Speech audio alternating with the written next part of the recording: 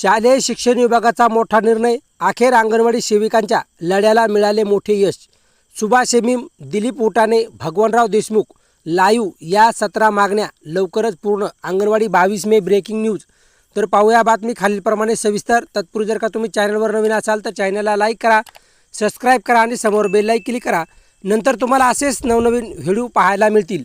अंगणवाडी सेविकांच्या लढ्याला यश, आयुक्तांनी दिली 17 मागण्यांवर सकारात्मक ग्वाही. ग्रॅज्युटी पेन्शन, PF, वायफाय सुविधा, प्रोत्साहन भत्ता यासह अनेक प्रश्न मार्गी लावण्याची शक्यता. हिंगोली, अंगणवाडी कर्मचाऱ्यांच्या वर्षानुवर्ष प्रलंबित असलेल्या मागण्यांसाठी सुरू असलेल्या लढ्याला अखेर मोठे यश मिळाले आहे.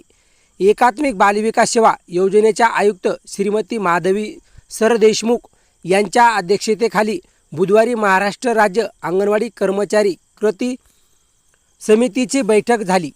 पदभार स्वीकारल्यानंतर आयुक्तांसोबत कृती समितीची ही पहिलीच बैठक होती.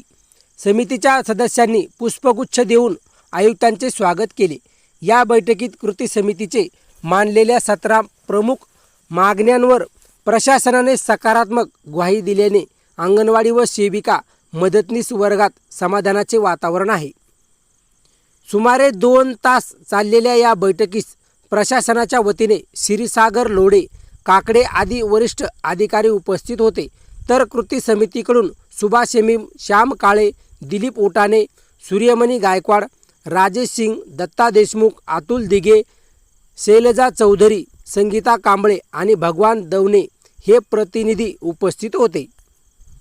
सर्वोच्च न्यायालयाच्या निकालानुसार ग्रॅज्युटी पूर्वलक्षी पद्धतीने लागू करण्याचा प्रस्ताव शासनाकडे विचाराधीन असल्याचे आयुक्तांनी सांगितले. पुणे भविष्य निर्वाह निधी आयुक्तालयाच्या 2 मार्च 2026च्या आदेशानुसार भविष्य निर्वाह निधी लागू करण्यासाठी शासन पातळीवर चर्चा तातडीने कार्यवाही केली जाईल असे आश्वासन देण्यात आले. योगदान आधारित मासिक पेन्शनचा प्रस्ताव मंत्री महोदयाकडे अंतिम मंजुरीसाठी पाठवण्यात आल्याची माहिती बैठकीत देण्यात आली. बैठक अत्यंत यशस्वी झाली असून अनेक प्रश्न निकाली निघण्यास मदत होईल असा विश्वास कृती समितीने व्यक्त केला आहे. उर्वरित प्रश्नांचा पाठपुरावा वरिष्ठ शासन व प्रशासन पातळीवर केला जाणार असल्याचे समितीच्या वतीने सुभाष हेमीम, दिलीप उटाणे व भगवानराव देशमुख यांनी सांगितले. अंगणवाडी कर्मचाऱ्यांच्या प्रदीर्घ लढ्याला या बैठकीमुळे निश्चित बळ मिळाले आहे.